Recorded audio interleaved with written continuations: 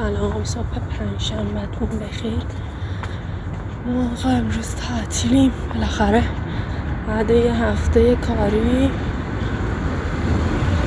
هر ستایی با هم تعطیلیم. واسه همین روزای پنجشنبه جمعه که هممون تعطیلیم من میگم باید حتما صبحانه متفاوت باشه و صبحانه دور همی بخوریم. به خاطر همین اومدم صبح که نون بگیرم. خیلی هم زود 9 نمیدونم که آقای نونوا نونی برای ما داره یا نداره، اما گفتم هم یه ذره پیاده روی میکنم. به نظرم میاد یه بادکی اومده، هوا بهتره. تا این مسیر همش هم پارکه، باز خوبه، بهتر از اینه که توی شهر بخوای همینجوری پیاده روی کنیم.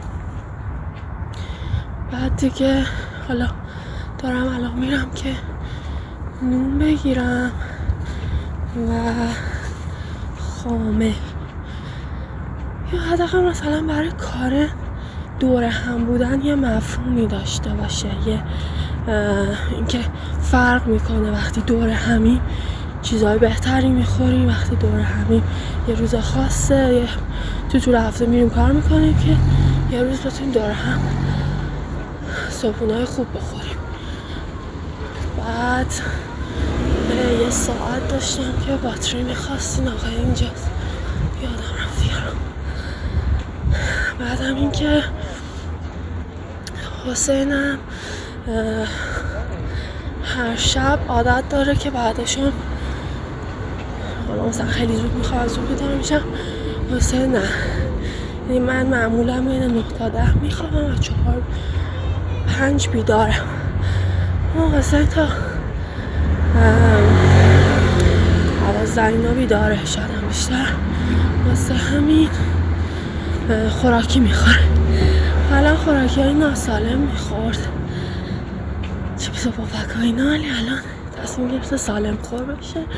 از اونجایی که عاشق اناره هر شب 2 تا 3 تا انار میخوره. من واقعا نمیدونم میزان انار چقدر میتونه بدی داشته باشه، ولی هفته 2 بار داریم این انار بخریم. حالا گفتم سر کوچه‌مون میدونه انارم بخرم. بعد حالا یه سری انارهایی هستش که کوچولو هست، رنگشون خیلی قرمز نیست، کوچولو و استخونه. خب من رفتم خرید کردم، یعنی نونه رو خریدم.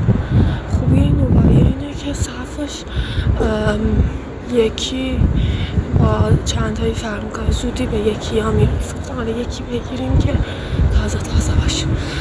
بعد اینا گردو داره چند آقا. بعد دیگه گفتم حالا این وری ویدیو بگیرم که چیزی که من میبینم شما هم ببین. رسیدم میدون، البته اینا فاصله هاشون با هم خیلی کمه. بریم سراغ انار فروشی. تو میدون نمیشه گفت بهش، یه چیز دیگه میگن. بازار میوه. فرق که زر کوچکتر.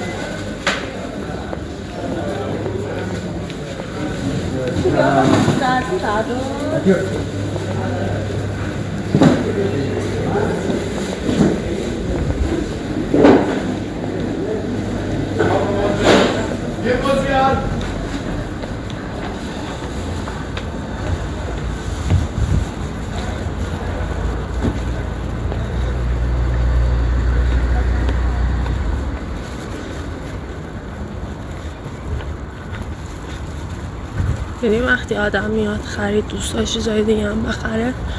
تو چون به قصد پیاده روی اومده بودم ماشین نیاوردم، سبد مبد این چیه زنبیل و اینا چرخ دستی ندارم، به خاطر همین یه ذره سنگین میشد همون انارمون رو خریدیم و اومدیم. گربه هم دعوا دارن اینجا. این پارک کارنه تابستون همش اینجا بود، اکیپ دوستاش می اومدن. بعد خوبیش این بود که 2 طبقه از پارکه، برام دمش نشون بدم. به خاطر وجود این 2 طبقه معمولا طبقه بالاش موتور و اینایی هم نمی اومد. بعد این پایین بچه ها بسکتبال بازی میکردن، بالا هم یه فضا بازی بود، فوتبال بازی، یعنی چمن و اینا بود. بعد جا قشنگ داشت که من میشستم حالا یه فیلم میدیدم یا کتاب میخوندم، اونم فضا محصور بود. بعد یه ذره باید بیشتر محصورش کنن. از اون سمت میخوره به اتوبان باکری، یعنی توپشون که میفته تو سرپاینی اون چمنا، بعد میفته تو باکری. خیلی باید حواسشون رو جمع کردن چوتای بلند نزنن. خلاصه که اینطوری. حالا ما بریم خونه یواش یواش نزدیک شدم. بریم که چایی درست کنیم و صبحونه رو بخوریم. من فکر کنم دیگه ولاگ امروز خیلی، یعنی امروز و نصفش هم که مال دیروز بود، خیلی طولانی میشه. همینجا ولاگو ببندیم و خداحافظی کنیم. گرچه امروز با اینکه پنجشنبه است، من توی درسامون گفتن که هر کی لیسانس و فوق لیسانسش دانشگاه سراسری بوده حالا باید بره یه درس اصبع قرآن تو مقطع دکترا بگذرونه حتما، وگرنه اجازه دفاع بهش نمیدیم. مثلا من پنجشنبه ها با اینکه با استاد صحبت کردم که آقا من همکارتونم، قصد گفتن الا باید بیام. مثلا من پنجشنبه ها کارون واسه میرن خونه مامان بزرگش، منم میرم ساعت 1 تا 3 کلاس. حالا فعلا خداحافظی کنیم که ببینیم از اونجا هم براتون یه فیلمی میگیرم.